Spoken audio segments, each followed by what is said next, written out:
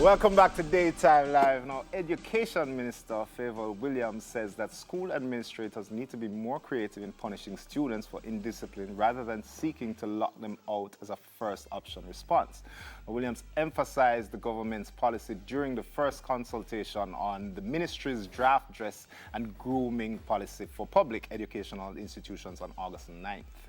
Williams noted that barring students from entering contravenes Article 28 of the United Nations Convention of the Rights of the Child, as well as the 2004 Child Care and Protection Act.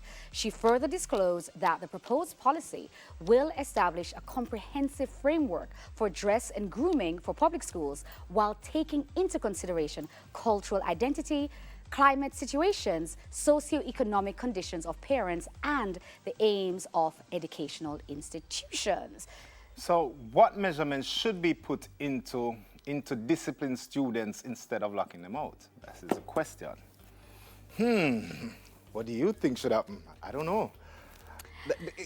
The thing with laws, right, is that laws are made for groups of people, right?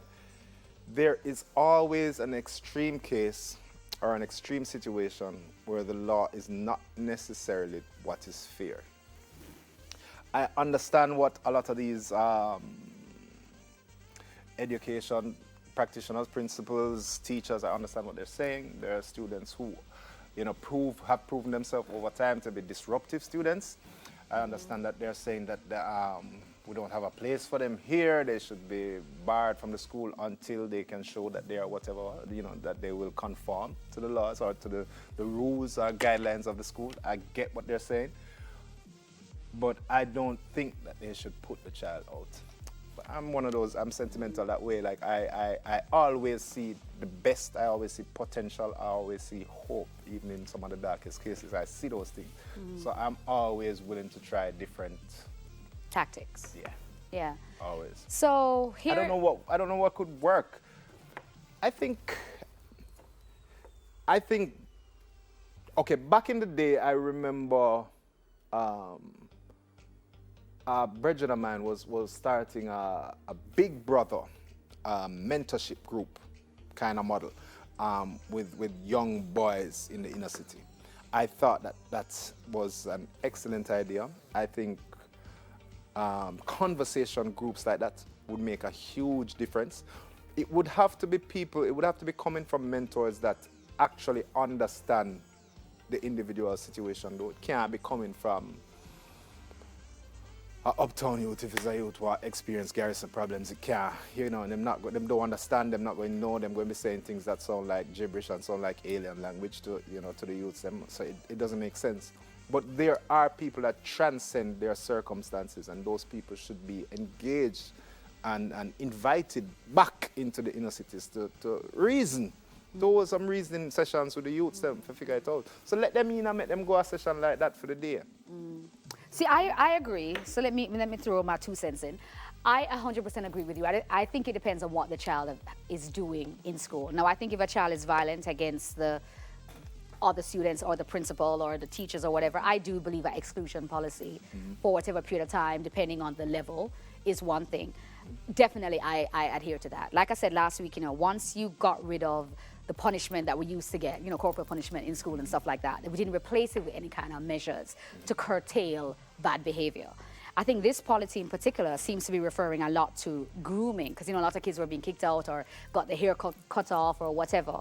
And I find from a grooming perspective, like they said, taking in consideration the cultural identity of the students, of people, that's a harder one to navigate. Because you have like, for example, the dreadlocks. I have some persons that believe dreadlocks should not be groomed, so it just like grow.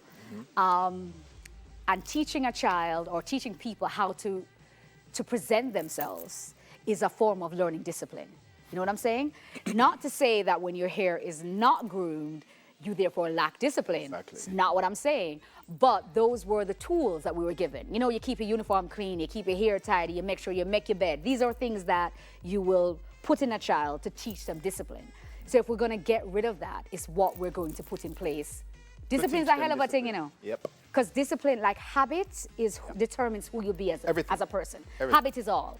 So that was the purpose of make sure you comb your hair and make sure you do this and make sure you wash your shoes. And you remember you have to polish your shoes before you go to school and all them thing there.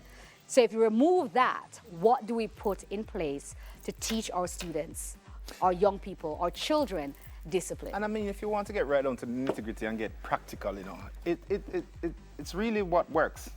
That's really what it is, you know, what it comes down to. Beating work, though. Exactly. So that's what I was gonna say. So it's a situation. When you don't listen to me here, do not listen to me. I'm No. joking. But these are things that we need to examine, and we need to examine them without shame and without you know that little vibe that yardies have, like we try to with double standard with certain things. Like we need to examine why it is that a beating will work as opposed to something else or some other form of punishment or some other form of incentive. Because sometimes incentive don't even work. You know, so we need to examine what switch needs to be flipped inside the head of a youngster. Yeah. What are gonna make something else work instead of a beating.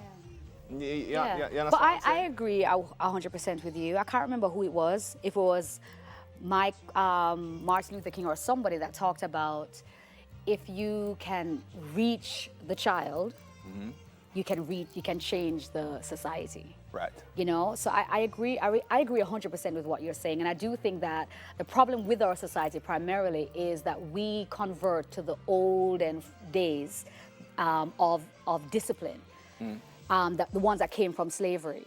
That's why beating work. You know what I mean? And that's why, as a society now, you know, if us, even as adults, if we don't have severe consequences for doing something, a lot of us won't do it. So we have to almost have the master on our back saying, if you don't, then for us to just get up and do what we know we should do. You know what I'm saying? Yeah. So you go to a store and whatever, you see the person up on the phone, the owner is not there, what you want, what I want. The owner walk in, hi, good afternoon. All of a sudden, customer service.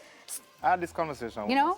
with my sons once. I say, if somebody have to wake you up out of your bed, if somebody have to tell you when to go brush your teeth, if somebody have to tell you when to bathe, tell you when to eat, tell you when to do everything, then you are still a slave. You're a slave, yeah. You have to know what you do. Every single day when you open your eye, you have to know what you do. You have to have a vision, you have to have a plan, and you have to purpose. execute the plan. Yeah, but a lot of us are without purpose because we don't know, we're not doing things for other people, you know, we're doing it for us and our own betterment. And I think if we can reach our children with that, then our society will be great. So let's try some things to reach our Then the children. mayor won't have to say anything negative because we're not going to try leave because society's going to be great. On that note, Daytime Live will be right back with a throwback music video from Shuggy! Shuggy. Church Eden. Shuggy. Bastard lover.